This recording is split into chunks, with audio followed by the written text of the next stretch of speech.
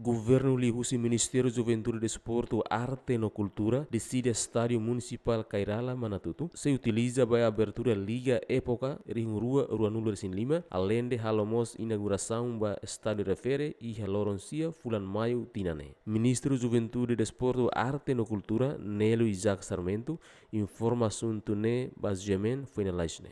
Vamos foi informação que bele usa estádio Manatutu, nebe Kotona, la Geortani tatu inaugura, e a uso kata inaugura ne pas liga hau, abertura liga e estamos inaugura estádio Manatutu.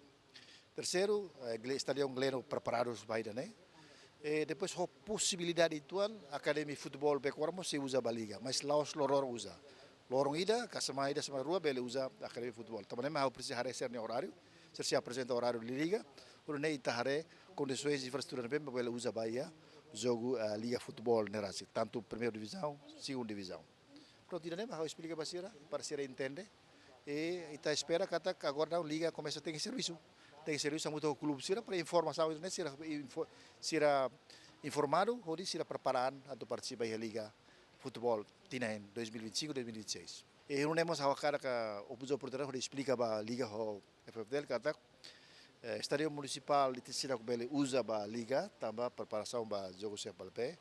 E tá só bele usa depois de jogo CPLP. Mas bem a uso a tu jogos lá os loron condições balu nebe bele joga.